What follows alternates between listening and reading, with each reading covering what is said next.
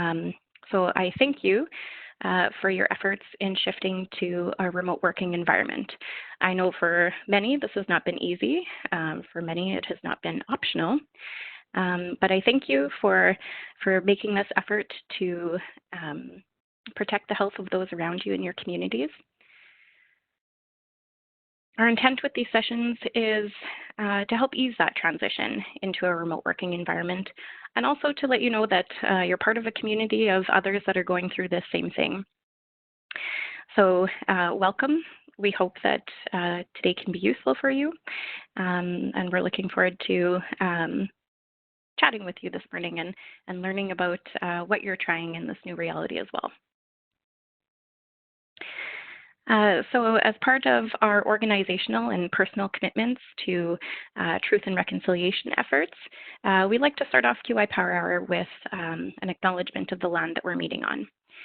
So today I'm joining you again from my home office here in Warman, which is located on Treaty 6 territory and the traditional land of the Dakota, Lakota, and Nakota, and is the homeland of the Métis.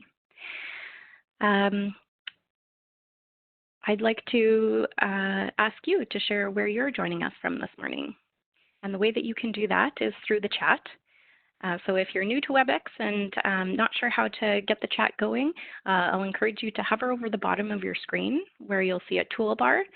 From there, you can click on the message bubble to launch the chat to the right-hand side of your screen. So we're going to be making some pretty heavy use of the chat today. Excellent. It looks like folks are finding it. So we have Edmonton, Moose Jaw, Calgary, snowy Calgary. Yeah, we have had a false start to spring for sure. Excellent. Welcome, everyone. And just so you know, today's session is being recorded and is available after the session. So for those of you who are experiencing a variety of shifts, including perhaps working from home with children and are finding your days are not exactly going the way you planned, if you need to hop off this session, by all means, and know that it will be recorded for future reference. And just to give you a sense who has been part of this learning community in the past, we have historically had partners from other agencies within the healthcare system join us around an interest in improving the healthcare system. But today and at this time, I'm acutely aware of all of the organizations that contribute to a healthy and well society. So thank you for the work that you do in your organizations to advance your communities and keep them whole and well. So another tool that we use on QI Power Hour is Twitter. So if you are an active tweeter, we invite you to share insights that you may have for some of your followers as they relate to remote working today. So you can use the handle QI Power Hour and the hashtag QI Power Hour to share out those insights. And I'll pitch it over to Caroline to introduce yourself. Good morning, everyone. So my name is Caroline Beck, and I'm a patient engagement specialist with the Saskatchewan Centre for Patient-Oriented Research, based here with the Health Quality Council. I've been working remotely actually for the past 2 years. I'm a Regina worker, and our office is actually based in Saskatoon. And so over the past 2 years, I've gained quite a bit of experience in terms of working virtually. And so I'm excited to share a little bit about what I've learned in that process with you all here today. And as you can tell from my Bitmoji, I'm very much looking forward to spring and being able to spend a bit more time outside, recognizing the current situation that we're in. Thanks, Caroline. And as I mentioned, my name is Chelsea. And to date, I have not considered myself a remote worker aside from the past 3 weeks. Like many of you, I've been kind of plunged into it with both feet. That being said, I do have some additional training in virtual collaboration. And here's my little tiny co-presenter here. In virtual collaboration and change management that I'm happy to share with folks on the call today. Awesome. So just as we get started, I thought we'd just give you a bit of an overview of what we're planning to cover in today's session. So first and foremost, we'll talk a little bit about virtual meetings and what we know can be different in terms of meeting virtually as opposed to in person, which I'm sure many of you are very familiar with. We're going to review some key considerations for planning and how do you really anticipate the needs of the meeting and making sure you're thinking about things proactively in terms of thinking towards your meeting. We're going to talk a little bit about facilitation strategies to improve engagement within the context of a virtual meeting. And then throughout today's presentation, we're going to talk a little bit about some considerations you might want to keep in mind in thinking through online platforms that you have available to you. So just as we get started, we like to reground ourselves in our purpose and why we find ourselves here today. So as we mentioned last week during our first session, I think we all recognize that we're in an unprecedented time right now with the COVID-19 pandemic.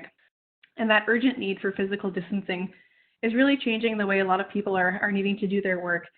And so while we are, physically distanced at this time, the reality is that we need to continue to be socially integrated in the work that we do. So, we're really using this opportunity to share different ways and to bring people together in terms of thinking about how to do that and how to maybe do that maybe slightly more effectively going forward. So to that end, HQC is really championing a sentiment of all teach, all learn in this series, to recognize and highlight that we are all bringing our own individual experience and our knowledge and our skills to this discussion. And so we're going to share a little bit about what we've learned at HQC in terms of virtual collaboration and facilitation. But in this session, we also want to capitalize on the collective knowledge and experience here on the call. So we anticipate that many of you have your own experience in terms of hosting virtual meetings. So we encourage you to share throughout today's session and through the chat some things that you've learned and some best practices that you would recommend to the group as well. So we look forward to your contributions throughout today's session and throughout the rest of our series that we're bringing to you here through QI Power Hour. And just a couple extra notes before we get started. So if you didn't get a chance to join us last week, I'll just invite you to check out the first session in the series on remote working. So last week, Chelsea and I discussed the basics of remote working, including considerations for how to set up your physical space, how to set up your virtual space, and some things to keep in mind as you transition into that remote working environment. So if you are interested in checking that out, please visit our HQC website, where actually all of our QI Power Hour sessions are recorded and they're available on demand to suit your schedule. As we know, we've got very, very busy schedules these days. And then finally, I'll just mention that this is the second in the series. So if you do have ideas for what you think might be helpful going forward, please don't hesitate to reach out to our QI Power Hour team, and we'd be happy to hear from you. So with that, I think we're going to jump in. So first and foremost, we just want to hear from those of you on the call and get a sense of the level of experience that you bring to the conversation today. So pipe in the chat and let us know, how often do you typically host online meetings? So is this something that you're doing for the first time? Have you never done it before? Do you do it on occasion, pretty often? Or do you consider yourself an expert and you're doing it all the time? Seeing some, a lot of occasionally, just starting, very often, a couple of first timers as well. Awesome. So it looks like we do have quite a range of experience on the call today. So looking forward to hearing your thoughts, what's standing out, all those great insights throughout today's meeting. So please continue to do that throughout. All right, so let's jump in. So virtual meetings, we thought we'd sort of kick things off by talking a little bit about roles and terminology. And so, I think we all probably use slightly different terminology when we're talking about roles and responsibilities with respect to meetings. But we probably recognize that there's a lot of common activities or actions that are involved in planning meetings. So, if we think about the things on the left-hand side of this spectrum, things like sending out the meeting invite, monitoring logistics and getting things set up in terms of attendance, there's probably some of those more intermediate functions in terms of crafting the agenda and welcoming attendees and really focusing on building the content of the meeting. And then there's probably things that are a little bit more advanced in terms of acting as the keeper of the process, intentionally structuring discussion to maximize engagement on the call, and really working to ensure full participation. So ultimately, depending on your situation, you might find that all of these responsibilities fall on one person, or maybe there's a division of responsibilities at play. But what we'd invite you to do in terms of thinking about this is thinking about, where you typically see yourself in respect to, pulling together an online meeting, and thinking about where your comfort level lies. And so throughout today's session, we really invite you to think about how is it that you can maybe push yourself towards that right-hand side of the spectrum to have maybe a more advanced role, and actually just taking your meeting to the next level and thinking about these things. So at this time, I'm going to invite you actually to learn another new function of WebEx, which is the annotation function. So if you actually hover your cursor over top of the slide on the left-hand side, you should see a little squiggly icon here, which is the annotation feature. And then if you click on the arrow, you'll be able to actually create a little arrow with your name on it. So we invite you to actually use this function, actually place yourself on the spectrum. Where do you find yourself? Where's your comfort level? Where do you kind of see your regular sort of hosting duties fitting when you're thinking about your role with respect to hosting meetings? A couple of people maybe more on the left-hand side, people kind of in between the middle and the right-hand side. Lots of different experience on here. So awesome. Yeah, that's great. So just take note of kind of where you see yourself and thinking about what it is that you hope to sort of take away from today's discussion to get you thinking about moving maybe a bit further to the right-hand side of that spectrum. Awesome. So let's talk a little bit about meeting virtually. And I know we're all kind of facing this transition right now where we're forced to do probably all of our meetings virtually at this time. So let's think about, what can be advantageous about that and what can be maybe a bit more challenging about that as well. So for sure, there's definitely advantages for meeting virtually. And I think the top one that probably comes to mind quite evidently for a lot of people right now is the convenience factor. So right now we're forced to be in a situation where we're all physically distancing for very good reasons, and thank you for everybody for doing that. And what meeting virtually really allows us to do is to allow people to meet, wherever they might find themselves from, whether they've got a home office or if you're like Chelsea, you have a little one around, you're still able to connect to your meetings, and so that's a great advantage that we can have through the use of technology. Another advantage that people don't always necessarily think about is that opportunity for co-creation. So a great thing about meeting virtually is that people can collaborate in real time to generate documents or meeting outputs. And while we do that in in-person meetings, often what happens is that you've got big flip charts or sticky notes or whatever the case may be, and then there's a process that happens afterwards where people have to actually go around and transcribe things and condense everything and then send it out to the group. There's a great opportunity with technology to be a little bit more efficient in that process and actually do that in the moment and have it available for everybody immediately following the call. So this is a great opportunity to be, potentially a little bit more efficient in the process using a virtual technology. Another great advantage with meeting virtually is that people have multiple ways to contribute to the conversation, and that gives them options depending on how they prefer to engage. So I think a lot of us are probably familiar with the process of muting yourself and contributing to the discussion verbally, but there's also a number of other channels that you can take advantage of depending on the platform that you're using. So in some cases, you can use the chat like we're using here today. You can sometimes use things like polling or voting, live collaboration on a document, whatever the case may be here.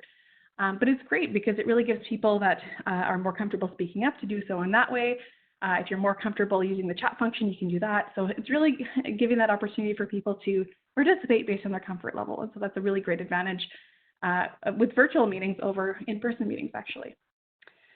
And then finally, I don't think we always think about this, but there is also still that opportunity for relationship building when you think about a virtual meeting. So it might look somewhat differently, depending on the size of the group and that kind of thing.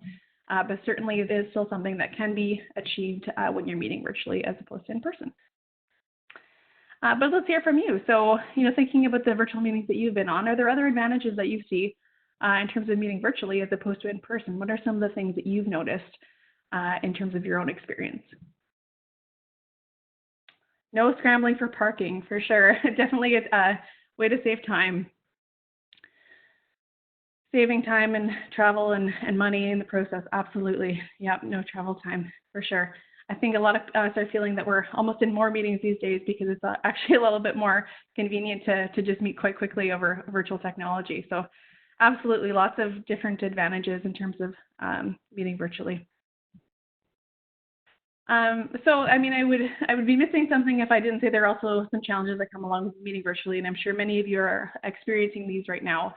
But let's talk about a few of them. So I think we all recognize, especially if we're used to meeting in in-person meetings, what you experience when you transition to a virtual environment is that reduction in nonverbal information. And so when you're meeting in person, you often take for granted that there's all these extra channels for communication that are at play. Whether it's, changes in body language, glances that are shared across the room.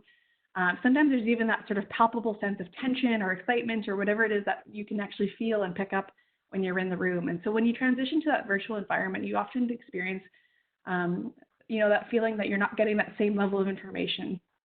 So what I would say here is that, that is a very real observation. However, there are also ways to think about this in advance of the meeting and Chelsea is going to be talking a little bit about that towards the end of the presentation. The second point is just that, relationship building is still possible, but it might be slightly more difficult. So thinking about, the level of familiarity that people have with each other in the room, it might be a good thing to think about in advance. So how do you get people to know each other throughout that process, and thinking about that ahead of time. Limited opportunity for one-on-one communication. So, often when you have an in-person meeting, there might be a coffee break or something like that where you can actually have that one-on-one chat. You can still actually create opportunities for this depending on the platform that you're using. So for example, with certain platforms, you can enable private messaging between individuals. There is that kind of thing, but it might just look a little bit different than what you might be used to in an in-person meeting. Managing participation. I think we've all experienced a meeting where it was quite obvious that somebody wasn't paying attention or was distracted in the process. Again, this is something that I think is a common experience, but there are ways to mitigate this by thinking about some of those considerations in advance and managing expectations and things like that in advance of the meeting. And then finally, technology is a wonderful tool. It can be very frustrating when it's not working for you. So just thinking about those considerations in advance is an important step. And I know that we've all experienced many of these challenges throughout the course of our virtual meetings. And so Riley just actually shared in the chat a really funny video that I invite you to check out after the call, which just demonstrates what a virtual meeting would be like if it was actually taking place in a meeting room. So I'll invite you to check that out afterwards. But let's turn it back over to you. So what other challenges do you see in terms of meeting virtually as opposed to in person? What are some of those things that you're noticing now that you're probably meeting much more frequently over like WebEx or those kinds of things? Pants seem to be optional. I hope that you haven't experienced that directly, Carrie, but I have seen a few of those videos going around, so that's for sure. I think different levels of technological comfort, absolutely. Chelsea's going to talk a little bit about some strategies that we can use to mitigate that. People talking over each other, absolutely. Having back-to-back virtual meetings is exhausting. I agree. It can be quite cumbersome, sort of navigating that on a day-to-day basis. So definitely, there's a lot of challenges at play here, and so the key is really to think about those in advance and to try to think about how to mitigate that from the get-go. So let's talk about that. So planning your virtual meeting. So one of the things that I think we hope to convey to you that is ultimately, investing the time up front planning can really pay off in terms of having a successful meeting. And so, we kind of say that about 80% of the work actually happens before the session. And if you can sort of invest that time, it does often pay off in good numbers in terms of the meeting outcomes. So there's several key aspects of the plan that we're going to highlight, and I'll go into these in a little bit more detail. But here's kind of a Coles Notes version. So you really want to identify the purpose and the objectives of the meeting. Have really good clarity in terms of why the group is coming together. Secondly, developing a realistic agenda, making sure that the time you have makes sense in terms of what you're trying to achieve. Creating the right balance between information sharing and participant engagement. So, we don't want to spend all of our time just hearing someone speak. How do we actually find opportunities to get people to engage? And then, choosing the right virtual tools based on what you hope to achieve. That's a key sort of consideration, especially when we move into a virtual environment. So to get into those a little bit further, clarity of purpose. So we typically like to ask ourselves two key questions in this regard. So the first one is around what is it that you hope to accomplish? So do you have a really clear sense of where the group needs to go within the allotted time that you have? And so really thinking in those broad strokes, what is the progress that you need to make by the end of your time together? And then the second key question that we like to ask ourselves is, what will really be different as a result of coming together?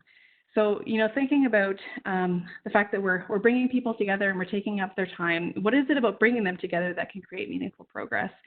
And how do we really maximize the use of people's time in the moment so that we're being as efficient and effective as possible in trying to move things forward? So when we're articulating purpose, we typically try to explicitly write out three key aspects of that. So the first one is around objectives. So this is really thinking about the context of the project and the milestones that you want to achieve and how you're going to use that meeting to achieve those milestones. So objectives is really about how coming together will result in a change or meaningful progress for the team. So this can look, look very different depending on sort of the nature of the meeting that you're having. But it could be things like, the group is coming together to collaborate to make a decision about roles and responsibilities. It might be that the group is being consulted on options to navigate a particular challenge. They might be coming together to decide on how to resource a new team or a project. It's really, what is the big sort of progress in the context of the project that will be made by the end of the time together. The second consideration that you really want to think about when you're planning is around outputs. So outputs are those tangible deliverables that you can point to at the end of your time together that really show sort of the progress that was made.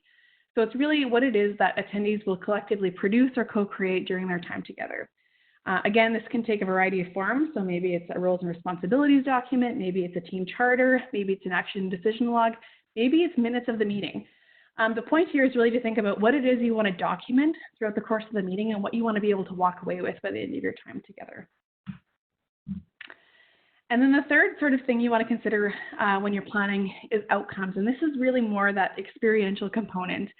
And so recognizing that you do want to, make progress in terms of the overall milestones of the project, and you want to have a document that you walk away with. What do you want participants to leave with? What changes do you want them to experience by the time that your time is up? So, maybe it's things like having a shared understanding of the problem. Maybe they want to have a greater understanding of each other's contributions to the project. Maybe they have a greater appreciation of complexity or challenge by the end of the time together. So these are sort of three, I would say very related,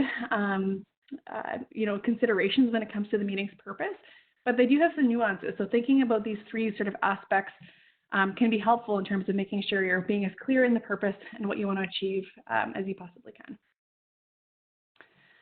And once you do have clarity in terms of those objectives and outputs and outcomes, it's really important to consider, do you have the time that you need in order to achieve those things? So it can be a bit of a negotiation between the time that you have and what you think is reasonable in terms of achieving that. There's no hard and fast rules in terms of, how to assess that things are realistic. But one thing that we would just, suggest to think about is thinking about team dynamics. So, we could probably spend an entire session talking about team dynamics, but it's really important just to consider some contextual factors about the group. So, is this the first time that the group is meeting?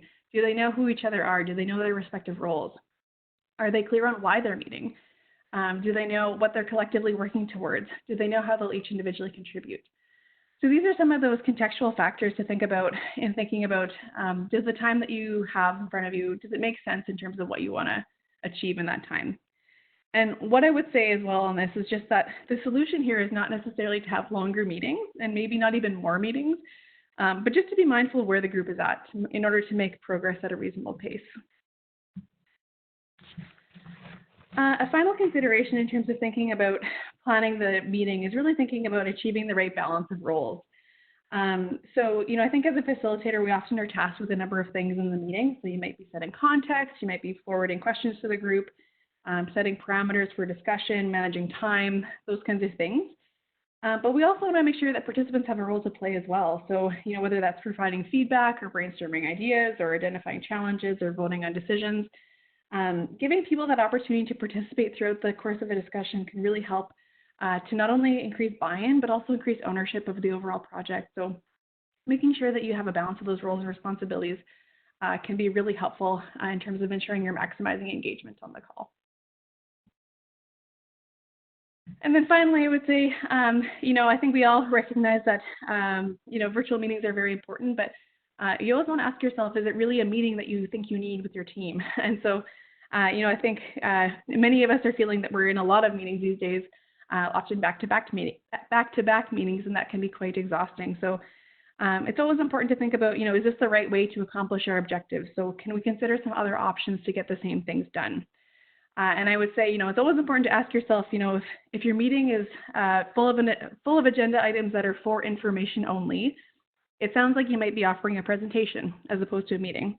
And maybe that's what you're going for. But if it's not, and if there's other ways to use people's time, then maybe it's valuable to ask yourself that question ahead of time. So I thought I'd just share this slide because I think it's a helpful way to sort of think about the different ways that we can collaborate with one another. And so I'll just quickly walk through it. But the bottom left-hand corner is, I think, where we all kind of see ourselves and we're very familiar, in our typical office work. So So these are those face-to-face interactions that happen at the same place and the same time, people coming together around a table, working directly on the same document and file, that kind of thing. And I think when we transition into a virtual space, we often just automatically move directly up from there into that space of still meeting at the same time, but just meeting from different places. So, we see a lot of teleconferences, a lot of video conferences fitting in here, and that seems to be where people naturally gravitate. But there's other options in here too. So you can get things done through instant messaging or chat. We actually use that option quite a bit at HQC, and we found that we've seen a significant decrease in email volume, which I think a lot of people really appreciate. There's also options like virtual brainstorming. So there's online whiteboards and things like that where you can collaborate, again, in real time, but from different places and in different ways. So lots of different options here. There's also that upper right-hand quadrant, which is all around communication and coordination. So I think this is also probably pretty familiar for people, sending things back and forth over email, sending documents back and forth and attachments. Again, it's that opportunity to work at different times and from different places, kind of to suit your schedule maybe to a better extent. But then there's also this bottom right-hand corner around continuous tasks, which are from working from a same virtual space, but from different times. So, in an in-person situation, you might have a team room or a public display where people are, maybe making updates to something and people can come in and check things out and sort of get up to speed when it kind of suits their schedule. But you can also do this in a virtual setting. So whether you have sort of a virtual project management board or asynchronous collaboration on shared files, people can log into the file and work on it when they have a chance, and then have somebody else come in when they have a chance. These are just all different options. And so what I would say is, think about whether meeting is the right choice for the objectives that you have, and think about maybe some of these other options and see if that could be a helpful way to actually achieve the same amount of progress without the need to meet in person, or maybe not in person, but at the same time. So I thought I'd just share a couple of tools that, that we thought of when we were brainstorming in terms of fitting into these different quadrants. I think in terms of the upper left-hand quadrant, we're all familiar with a variety of video conferencing and teleconferencing software. In terms of instant messaging, last week we talked a little bit about the use of Slack or Microsoft Teams, which have that functionality. Virtual brainstorming, so we actually used an online whiteboard tool called Miro to mock up this session, Chelsea and I, and that was a great tool that we use in terms of brainstorming things for that. And then in the upper right-hand quadrant, we have things like, obviously, email. I think we're all very familiar with that. But you might have noticed that we actually solicited questions from the group using a platform called Slido, so people could log in from wherever they were finding themselves at different times, and they could pose us some questions for things that they wanted to see us answer throughout the course of this session. So different options here, I would say, just depending on the needs that you have. And then in that bottom right-hand quadrant, you see different options for asynchronous collaboration, so things like Google Docs, Microsoft Teams, things like that. And then a variety of project management types of software like Trello and Office Planner. They're really great in terms of just being able to sort of log in and see status and have the team sort of know where things are at a glance without necessarily needing to meet to talk about things. But let's turn it back over to you. So what other tools or approaches do you use to collaborate virtually as alternatives to meetings? Or are there some things that you're using as go-tos in terms of collaborating with your colleagues without necessarily needing to meet in the moment?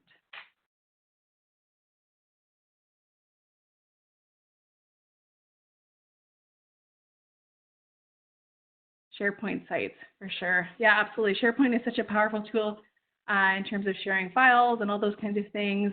Google Docs is a great one.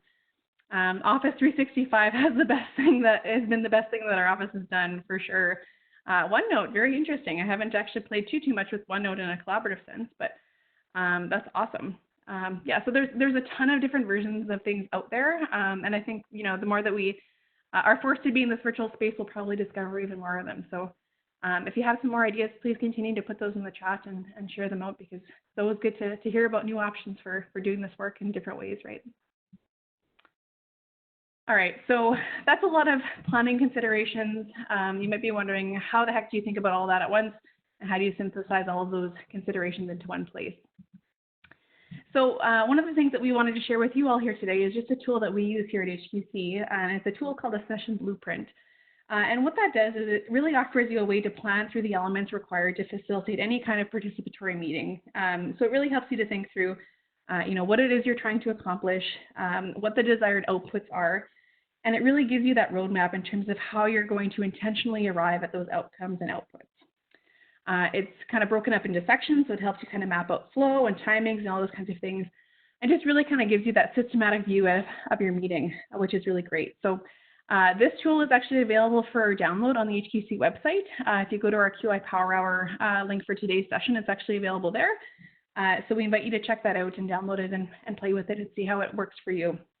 One of the great things that we really like about it is that it is a very scalable tool. So you can use this if you so choose to plan a 1-hour meeting, but it's also totally usable for a multi-day event if that's what you're planning and preparing for. So take a look at that, check it out, and see how it works for you. And we really like it at HQC, but we'd love to hear your feedback as well. So I think with that, I'll turn it over to Chelsea. Great, thanks, Caroline.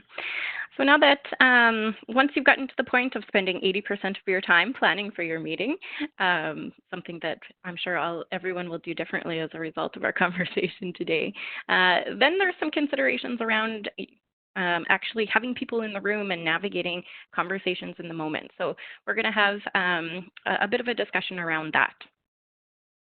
So when I think about the concept of virtual facilitation, for me, it really boils down to almost these two roles that you're playing in one.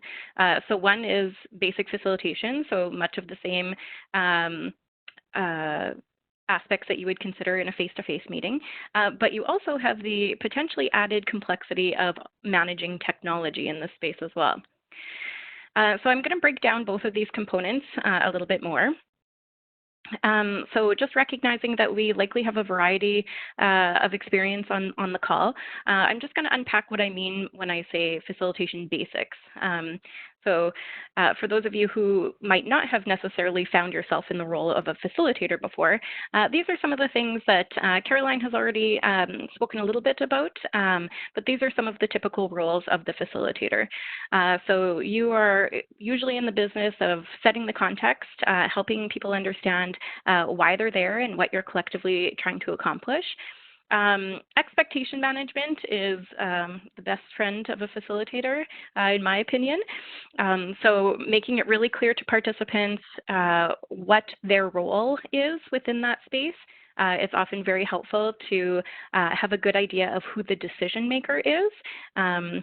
So I know that I personally have been in meetings where the group is perhaps thinking that they're making decisions, but in reality, they don't necessarily hold the decision on some of those factors. So what they're more likely to be advancing is suggestions to the decision maker.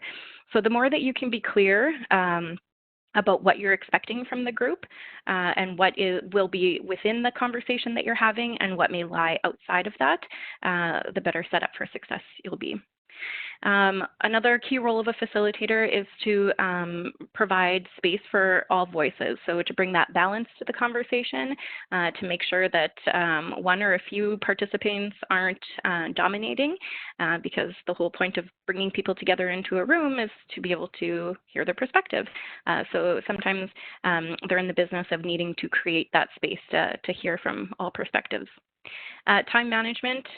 So I often think of the role of the facilitator as a keeper of the process, someone who has an eye to time and is managing the conversations to actively manage what is within the scope of the conversation for that particular session and what may lie outside, and use some techniques to manage that. And finally, document the conversation. So this, Caroline had mentioned a few different ways. One of the nice things about a virtual environment is you can just hit the record button and it makes for a fabulous document of the conversation, especially for people who aren't able to join in real time. So if you're looking at all this and thinking, wow, that seems like a lot for one person to handle, you're right. So consider the different dynamics of the meeting. Is this a high stakes meeting? Is it a long meeting? Would we benefit from having multiple people play this role? So perhaps you can offload the time management component and have a dedicated timekeeper in the process, or have a dedicated note taker to help you document the conversation. So just as you might divvy up these tasks in an in-person setting, also consider doing that in a virtual environment, especially considering that you have that additional layer of managing the technology. So I'm going to spend a little bit more time on the managing technology side of the equation because that's a key component of our talk today. So let's talk a little bit about what that looks like from a practical standpoint. So one of the key considerations is to help people understand how you want them to participate. So we can't just expect that people will know this, depending on their familiarity and level of past experience with different platforms. They might need a little bit of onboarding. So you'll recognize this slide. This is a slide that we used this morning to tell you how we wanted to hear from you during the session today. So we told you about the chat function, how you could access that, what we wanted to know from you.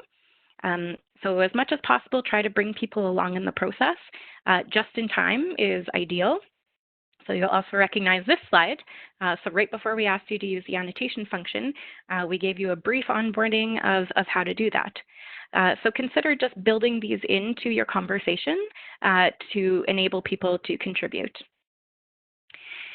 If you're in a smaller meeting than today's meeting and you're looking for active participation verbally from participants, don't underestimate the value of telling them how to mute and unmute. This is a great way to start out your meeting, is to just reground people in how to do this. It'll help you keep your sanity because you won't be hearing the dogs barking in the background or the children playing or the trains going by. It can get quite disruptive if you have a bunch of people with a lot of background noise.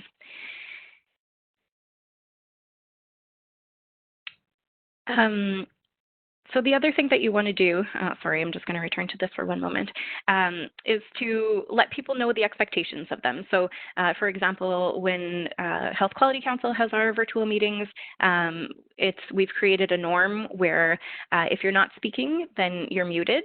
And it also provides a bit of a visual cue. If we see that you've unmuted your line, we know that you have something to contribute to the conversation, and we can proactively make space for that comment. So the next thing that I want to dive into a bit has been this really helpful concept or framing that we've learned about it over the past couple of years called collaborative bandwidth. So this was a concept that we learned from a virtual facilitation course that we took from the Grove Consultants International. So there's a link here at the bottom of the page, and there's also an article that we invite you to read that Riley will share out in the chat that talks about this concept of collaborative bandwidth. And so the idea is that in an in-person setting, you have all of these vehicles for communication. So Caroline referenced a few of these earlier on when she spoke, but think about how much we rely on some of those things that are outside just the spoken word. So right now, I can't see all of you, but I can see Caroline. I can see her smiling. I can see if she has a question on her face. I can see if she wants to get my attention. So much of our communication is communicated through body language, gestures, expressions. So I saw earlier on the chat that using video, even when people aren't comfortable with it, can really make or break a meeting in terms of having another channel to decipher the information being shared. So in that in-person meeting, you also might have a written handout. There might be agendas on the table when you arrive. You might be looking at a PowerPoint presentation, or you might be co-creating something, mapping something out in real time with stickies and theming them as you go. So consider how you can translate each one of these communication channels into a virtual environment. So I just have to tell you that I was on a conference call. I couldn't even remember what it was called earlier this week. And it was the first time I had been on a conference call in quite some time. And I was struck by how limited I felt in that conversation. So for example, when there was silence on the line, I didn't know how to interpret that. Was that that people disagreed with what was being said? Was it that they had a question about it? Was it just that they didn't know they were on mute and were talking away and no one was hearing them? I didn't know because we were only utilizing one stream of communication in that interaction. And we know that, it might not be exactly the same, but there's a lot of ways that you can definitely replicate the effectiveness and the progress that you can make in a virtual environment, and not necessarily be limited to, our past history of only having a teleconference line. So I invite you to consider some of the ways that you can increase your collaborative bandwidth at your next virtual meeting. So another consideration that you want to keep in mind in terms of managing technology is that if you are hosting a meeting, people will just expect you to be their tech support. So they will expect that you know the platform in and out. You may not, which is completely fair and understandable, but people that are participating in your call will expect that of you. So just go in eyes wide open with that. And if you are in that role of being a host, play around with your platform, practice with it, anticipate questions that people might have from you so that you can provide that support to them. If you anticipate that this is going to be a really big learning curve for your team, I would highly suggest that you take that into consideration and build in a mechanism to bring them into the fold. So, this might be offering kind of a meeting before the meeting to help people strictly with their IT and get them comfortable with the platform. You might consider opening your call a few minutes early and using the front end time to troubleshoot any tech issues that you're having. This is mostly a signal of kind of respecting your collective time as a group, because there's nothing worse than, all coming together and then, you have a handful of people who are having issues and it derails the productivity of the entire group and kind of sets you back in terms of what you can collectively achieve within that time. So think about ways that you can support your participants in participating, and this will be a good investment of your time. So the key takeaways that we want to leave you with are these. Dedicate time to planning. It might feel like extra work, but it is a great investment in your ultimate outcomes and what you can achieve within your time together. Consider having a co-facilitator. So you'll notice that there's actually 3 of us that are contributing to the call this morning. So Caroline and I are co-presenting. We're also helping manage the chat. And we also have Riley, who is managing the technology for us. So we all have our assigned roles.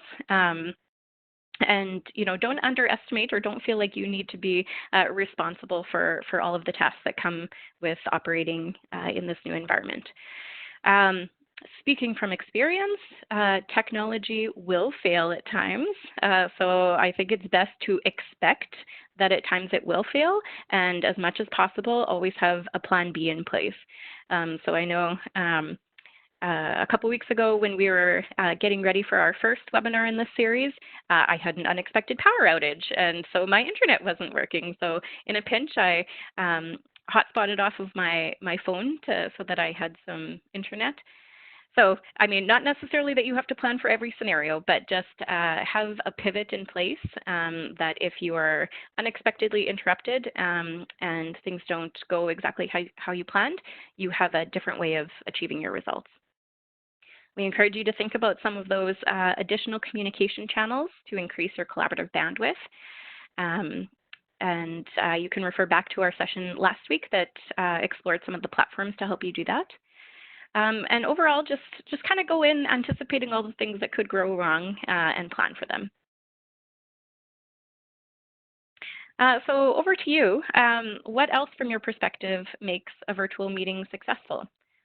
So think about some of the things that maybe have been going well for you over the past 3 weeks or however long you've been working in a remote environment. What are the things that have set those meetings up for success?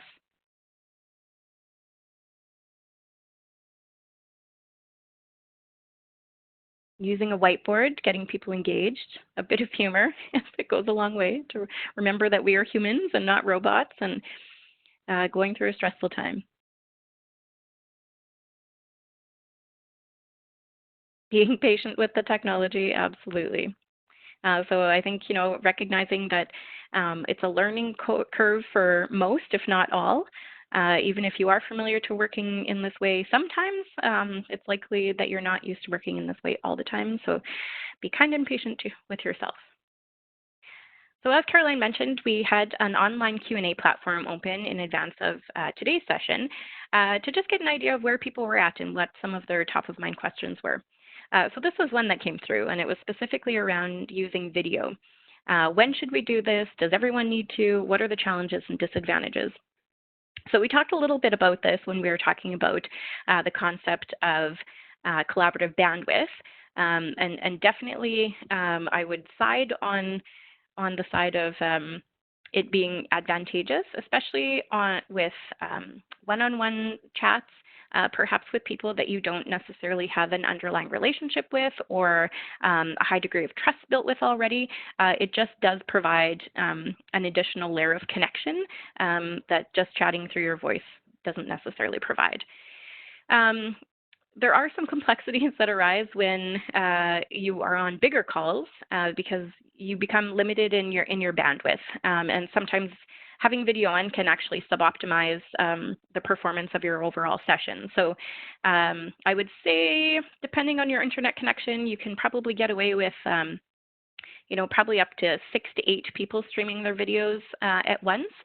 But once you get past that, it can interrupt some of the other content. So you might notice lags, you might notice disruptions in your audio. So I mean, it's kind of a play it by ear thing. But I would say that video is definitely a valuable means of communication. And I can also say that it gets easier the more you do it. So there might be an initial level of discomfort with it, but if you can get past that, there's definitely value in it. So the next question that we wanted to try to address was, what is virtual meeting etiquette? So I think we've all been in meetings, and you'll probably see on the spoof video that we shared that there's at least at one point always going to be a bunch of people who unmute at the same time and start talking over each other, and then an awkward silence as they all wait for the other person, and then they all start talking over each other again. So how do you manage that? So we have a few different ways that we've found helpful in managing that. One, as I mentioned, is if you are using a platform like WebEx, you can actually see who is muted and unmuted in your list of participants. So it serves as a visual cue for us to see when someone has unmuted. We can invite them to share their comment. We also typically have dedicated facilitators, so someone who's, again, managing the process. It is their job to have an eye to that and to manage the discussion. In some platforms, you'll notice there's a raise hand feature, so that's another way. If you're using video, you can also literally raise your hand, and it's pretty evident that someone has something to say. So an additional benefit of considering to use your video. Another way that we've managed this in the past that I just wanted to share with you is this idea of having a virtual table. So just like if you were facilitating a conversation around an in-person table and might make your rounds of the participants sitting around that table, we've also created a virtual table in the past. And this, again, kind of serves as that visual cue of who's coming up next and who we're going to call on next to share perspectives. This is especially useful if you're doing something where you want to have roundtable updates or invite everyone to participate in the conversation. So just another tool and approach to consider as you navigate facilitating in this virtual environment. So to bring it home and to help you kind of solidify some of these things in your mind, this was an approach that we took last week as well, and this is kind of a common framing that we use in quality improvement land. So in quality improvement, we're often tackling large, complex changes, and it can feel daunting and overwhelming at times. Sometimes we find ourselves thinking, given all that, where do I possibly start? And our advice to you is just to start somewhere. To pick something small and kind of let it snowball from there. Build it off of many small tasks You don't need to change everything you do by the next meeting, but what is maybe one thing that you are going to put into place maybe by next Tuesday to help switch up how you've maybe historically been delivering your meetings. So I invite you to share one thing that you are taking away from today's session in the chat now. Practice on a platform with a colleague who's willing to be a guinea pig. Let me tell you, Karen, we have done so much of this, especially as it relates to WebEx. So the more functional, the more bells and whistles your program has, probably the more you're going to need to practice and explore all the things that it has to offer. So thanks for sharing your commitment to what you can do by next Tuesday. And again, as last time, we invite you to consider this as a bit of a roadmap forward. We shared out the session blueprint template in the chat. It's on our HQC website for download, as is our recommended reading list. So we've compiled and curated a couple of resources that we've used in the past that we have found useful, that we are offering out to you. Explore and practice with online platforms, just like Karen plans on doing, and join our next session in the remote working series. So as it's Good Friday, next Friday, we'll be taking that week off, but we do hope that you'll be able to join us for our next session, where we're going to welcome Dr. Adam Stacey, who is a psychologist working at the University of Saskatchewan. And he's going to touch base with us on our mental health and how things are going, not only in our virtual environment, but with our coping with our new reality. So he'll join us to share the session, Safe and Well at Home, Self-Care During the COVID-19 Pandemic. So it'll be at the same time. We'll send out email reminder, an invite to register for that session to our distribution list in the next few days here, and hope that you'll be able to join us. And in the spirit of continuous improvement, we invite your feedback on today's session. So as you close out of the webinar today, you'll notice that a survey will launch. You may get this prompt that's just telling you that you're being redirected to an external site. We do hope that you'll click through and provide us with your insights on how you felt today went. Would love to hear back from you about what you thought went well and what we can switch up for next time. And we will do our best to put those in place. And in parting, we just offer you these reminders. Please keep your distance and stay healthy. Thanks, everyone. We'll talk to you again in a couple of weeks.